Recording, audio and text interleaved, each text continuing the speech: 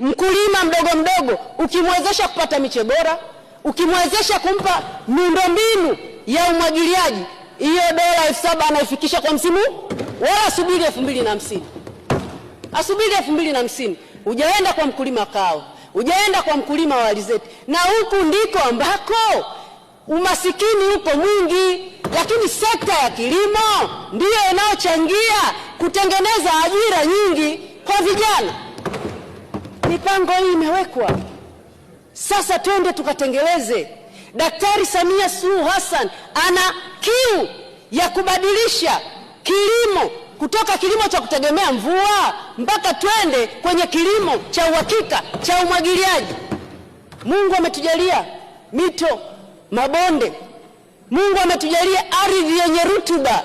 Sasa mipango yetu twende tukaimplement, tubadilishe hali ya kiuchumi ya Watanzania kupitia sekta ya kilimo.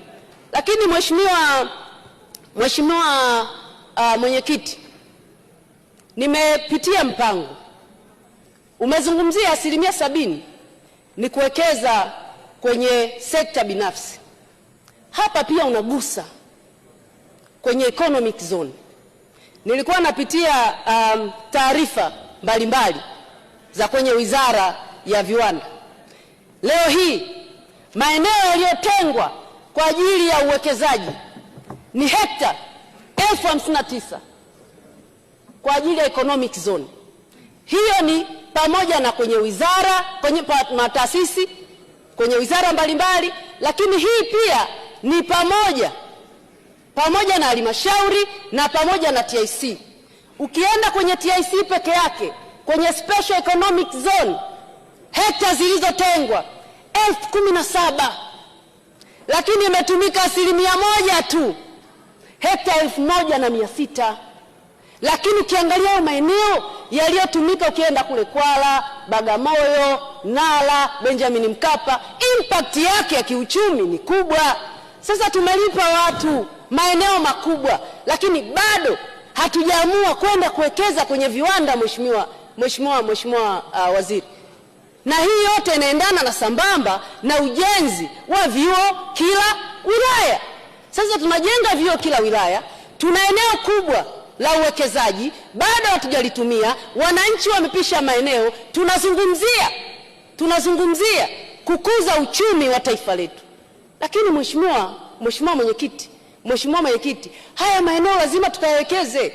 Hizi ni ekari nyingi sana, na nchi hii haijawa na uchache wa kuwakonvinsi wawekezaji waje wawekeze kwenye nchi yetu. Kinachohitajika, wawekezaji wa ndani pamoja na nje ya nchi wanahitaji tu kuhakikishiwa mazingira mazuri ya uwekezaji. Wanahitaji kuona sheria zetu, bylaws zetu kwenye halmashauri ni rafiki. Lakini vile Mheshimiwa Waziri, tunahitaji kubadili mentality ya watu. Si kila mwekezaji mwizi. Tuone wawekezaji wanaokuja nchini ni chachu ya kuchangia mabadiliko ya uchumi wetu. Vile tubadilishe hali ya watendaji wetu kwenye maeneo yetu. Na huu mpango huu 1% kubwa unaenda kutekelezwa na TAMISEMI. Mindset za wakurugenzi wetu zikoje? Kazi yake pale ni kukimbizana na ujenzi, una ukarabati wa madarasa na vyoo, au mkurugenzi ndiyo CEO wa kusimamia mabadiliko ya kiuchumi kwenye eneo husika?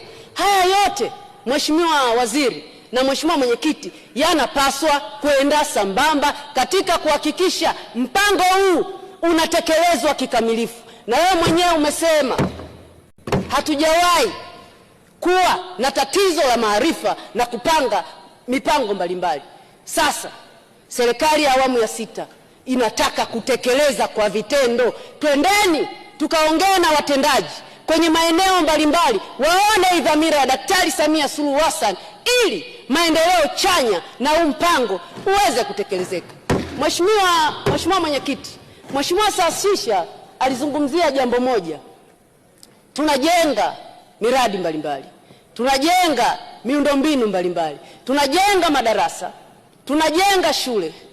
Hivi hata siku moja tumeshawahi kufikiria kuwa na fungu maalum kwa ajili ya ukarabati? Hivi tunavyozungumza Ni bunge hili tulianzisha mfuko wa maji, leo unafanya kazi kubwa sana.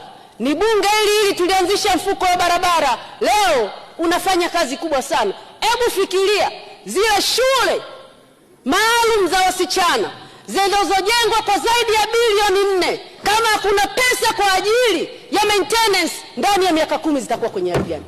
Mimi jimboni kwangu nimefanya utafiti kwenye shule za primary, shule za sekondari ambazo zimechakaa zinahitaji bilioni 1.6. Imagine nchi nzima kwenye miundombinu tunayojenga, nchi nzima kwenye shule zetu tunazojenga, nchi nzima kwenye hospitali tunazozijenga, zinagharimu kiasi gani? Tunajenga sana.